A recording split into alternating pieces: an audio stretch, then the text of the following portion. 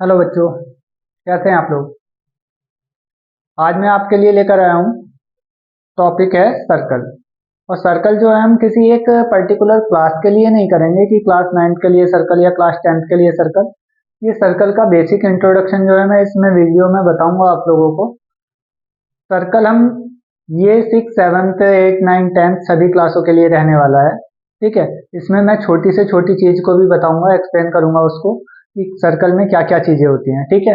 इसमें जितने भी आपके क्लास 9th में और क्लास 10th में जो 1 मार्क क्वेश्चंस बनते हैं वो सारे इसमें आपके कवर हो जाएंगे। ठीक है।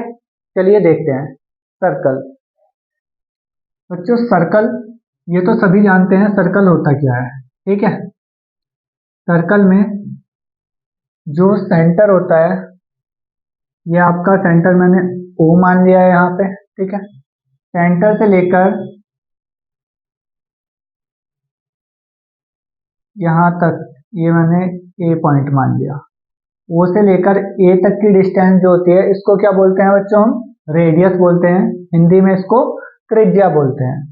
ठीक है। अगर इसी को ही मैं आगे तक एक्सटेंड कर देता हूँ तो ये क्या बन जाएगा आपका, यहाँ से यहाँ तक ये बन जाएगा आपका डायमीटर, जिसको मैंने डी से रिप्रेजेंट किया है और हिंदी में इसको क्या बोलते हैं, व्यास बोलते हैं।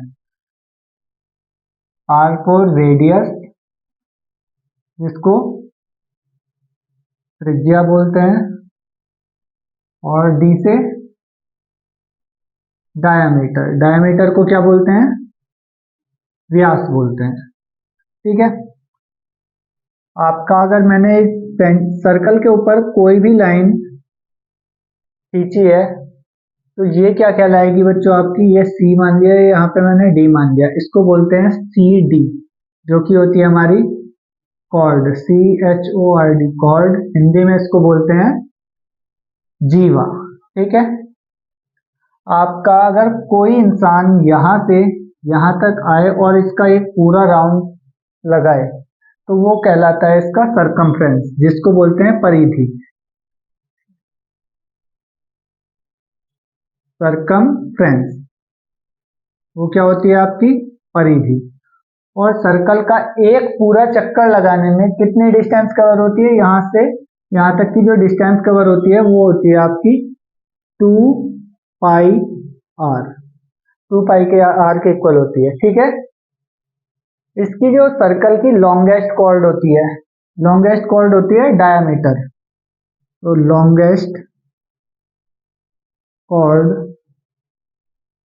सबसे लंबी जीवा जो होती है वो क्या होती है आपकी, डायमीटर, जिसको क्या बोलते हैं हम, व्यास बोलते हैं। क्या बोलते हैं बच्चों, व्यास। ठीक है। और सर्कल के अंदर का जो पार्ट होता है, ये पूरा जो पार्ट है, अगर हम इसका एरिया निकालना चाहें तो एरिया ऑफ सर्कल क्या होता है आपका, एरिया ऑफ सर्कल वो होता है आपका πr²। ठीक है। सर्कल के अंदर, ये आपका सर्कल है, मैंने एक कॉर्ड खींच दी है यहाँ से ए बी। अब बच्चों ये वाला जो है ये पोर्शन कम है और ये वाला ज्यादा है, तो इसका नाम हो गया माइनर। ठीक है। ये ज्यादा वाले को क्या बोलते हैं, मेजर। ठीक है। अब ये क्या हो गया, इसको बोलते हैं सेगमेंट, माइनर सेगमेंट, और इसको मेजर सेगमेंट। हिंदी में इसको लघु चाप और इसको दीर्घ चाप। ठीक है। ये आपका लघु चाप होता है और ये आपका दीर्घ चाप होता है, मेजर सेगमेंट, माइनर सेगमेंट। ठीक है। एंड इसी के अलावा आपका ये अगर सर्कल है, ये आपका क्या हो जाएगा, यहाँ से सेंटर से रेडियस हो जाएगी, ऐसे ही ये भी आपका रेडियस हो जाएगा। अब ये तो छोटा पार्ट है एक, तो छोटे पार्ट के लिए क्या वर्ड आएगा, माइनर। और ये क्या है, एक सर्कल का एक क्या है, हिस्सा है, तो हिस्से को बोलते हैं सेक्टर। तो माइनर सेक्टर बोलते हैं इसको, ठीक है। इसको माइनर सेक्टर बोलते हैं, इसको मेजर सेक्टर बोलते हैं, मेजर सेक्टर। हिंदी में क्या बोलते हैं इसको?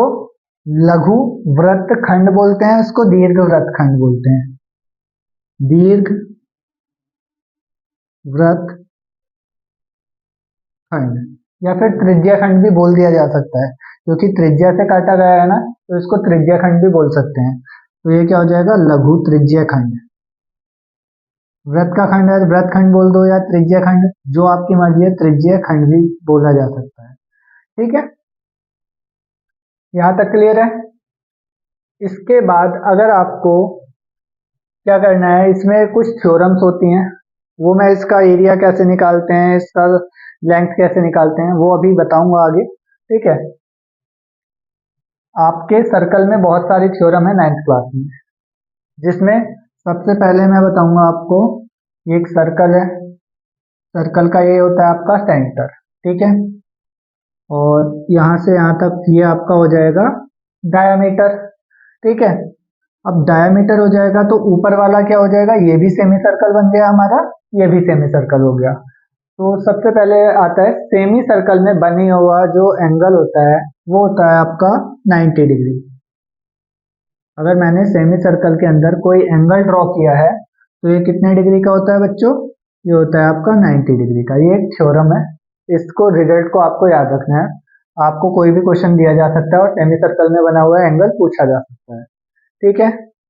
एक तो ये हो गया आपका। दूसरा,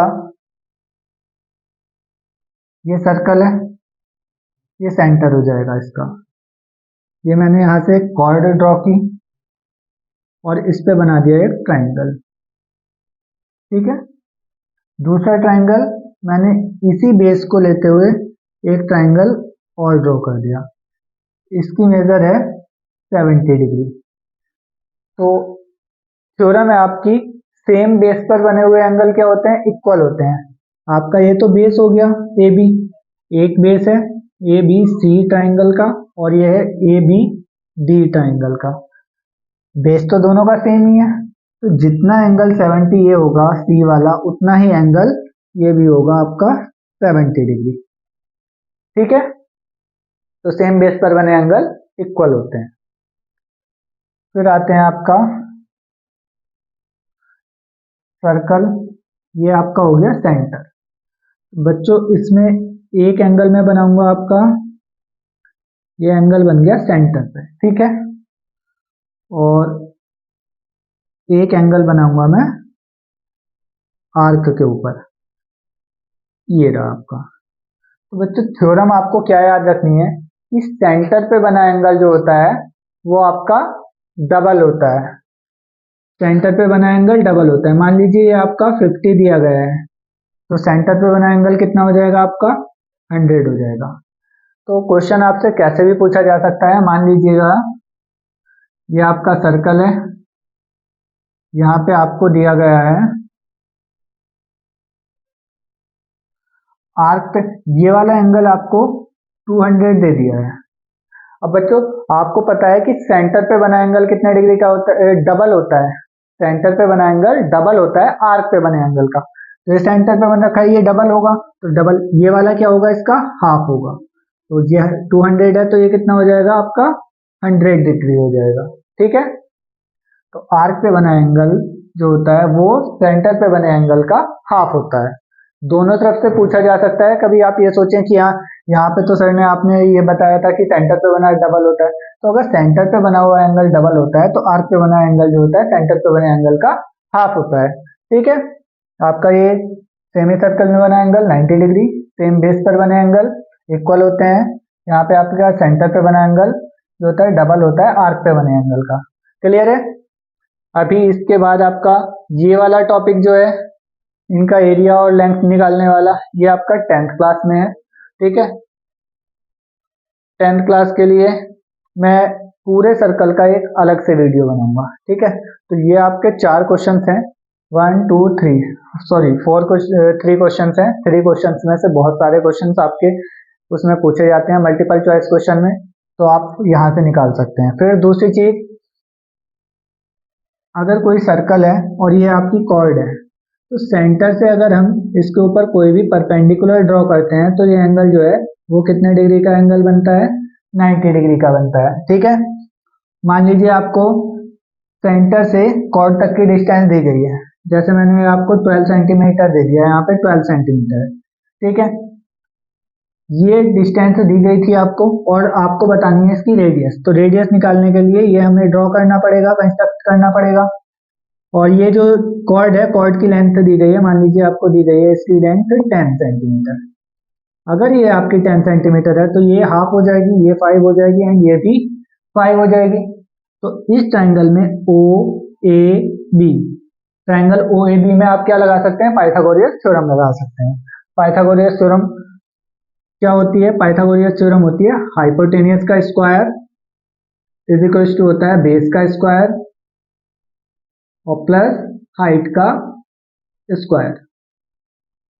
ये आपकी पाइथागोरस थ्योरम होती है। तो ये पाइथागोरस थ्योरम से आपकी एओ की लेंथ निकल जाएगी। ठीक है, इसके ऊपर क्वेश्चन पूछा जाता है, 1 मार्क क्वेश्चन है, ये आपका 10th क्लास में भी है। दूसरा एक चीज और होती है आपकी, कोई भी अगर सर्कल है, सर्कल के ऊपर अगर आप कोई भी टेंजेंट खींचते हैं, टेंजेंट का मतलब बाहर के पॉइंट से इसके ऊपर, एक हिंदी में बोल दूं उसको स्पर्श रेखा बोलते हैं। क्या बोलते हैं, स्पर्श रेखा। मान लीजिए मैंने यहाँ पे इसको टच कराया, तो सेंटर से ये जो एंगल फॉर्म करेगी सेंटर के साथ, तो ये कितने डिग्री का होता है, 90 डिग्री का होता है। कितने डिग्री का होता है बच्चों, ये 90 डिग्री। और आपका ये जो है ओ है, ये ए एंड ये बी, तो इसमें भी आपको क्या पूछा जाता है, इसमें हो सकता है आपको ये लेंथ दे दी जाए और रेडियस दे दिया जाए, तो आपसे टेंजेंट की लेंथ पूछ ली जाए। ठीक है, तो इसमें टेंजेंट की लेंथ पूछी जाती है। हो सकता है रेडियस पूछ ले, दोनों साइडें दे दे आपको, और टेंजेंट की ये क्या पूछ लेगा, रेडियस पूछ लेगा। ठीक है, तो इसके ऊपर क्वेश्चन 10th क्लास में है। और 10th क्लास में आपका एक क्वेश्चन और आता है इससे बेस्ड, एक टेंजेंट हमने यहाँ से ड्रॉ किया, दूसरा टेंजेंट हमने यहाँ से ड्रॉ किया। ठीक है, एंड ये आपका रेडियस हो गया और ये भी आपका रेडियस हो गया। मान लीजिए ये एंगल आपको कितना दे दिया, 110 डिग्री दे दिया। तो अगर ये 110 डिग्री है तो आपसे ये वाला एंगल पूछा है, ये वाला एंगल कितने डिग्री का होगा। तो बच्चों अभी मैंने आपको बताया कि कोई भी टेंजेंट अगर हम ड्रॉ करते हैं तो वो कितने डिग्री का एंगल फॉर्म करता है, रेडियस के साथ 90 डिग्री। ये आपका 90 डिग्री हो जाएगा, ये भी आपका 90 डिग्री हो जाएगा। ये बन गया आपका क्वाड्रिलेटरल। क्वाड्रिलेटरल में क्या होता है, आपका चारों एंगल का सम कितना होता है, 360 डिग्री। तो 90 90 180 हो गया, तो 180 होना चाहिए अभी। तो 110 ये है, तो 180 माइनस 10 70 डिग्री। तो ये कितने डिग्री का हो जाएगा आपका, 70 डिग्री का। आप कैसे कर सकते हैं, चारों एंगल को जोड़ के इसके ऊपर लग दीजिए 360 डिग्री के रख देना और नंबर को एक साइड लेके जाएंगे तो आपका 70 डिग्री आंसर आ जाएगा। ठीक है, आपका एक सर्कल में क्या होता है, क्वाड्रिलेटरल होता है, साइक्लिक क्वाड्रिलेटरल। ये आपका सर्कल है और सर्कल में अगर चारों पॉइंट सर्कल के सरकमफ्रेंस के ऊपर है तो इसको बोलते हैं साइक्लिक क्वाड्रिलेटरल। और इसके जो अपोजिट एंगल होते हैं, मान लीजिए 70 डिग्री दिया हुआ है, तो ये आपका कितना होगा, 110 डिग्री। अपोजिट एंगल का सम जो होता है वो कितना होता है, 180 डिग्री होता है। ठीक है, आप अगर इसको करके जाते हैं तो आपके 9th क्लास के जितने भी सर्कल के ऑब्जेक्टिव क्वेश्चन होंगे वो बहुत आसानी से हो जाएंगे। ठीक है, मिलते हैं नेक्स्ट वीडियो में। आप इसको नोट कर लीजिएगा और जिसको कुछ समझ नहीं आए वो कमेंट में बता सकते हैं। मैं एक वीडियो और बनाऊंगा, 9th 10th का मिक्स बनाऊंगा। ये तो आपका ये सारी चीजें जो आती हैं आपकी सरकमफ्रेंस और ये आपका कॉर्ड, ये आपका 7th 8th 9th में आता है। 7th में त्रिज्या पूछ ली जाती है, कॉर्ड पूछ ली जाती है, डायमीटर क्या होता है।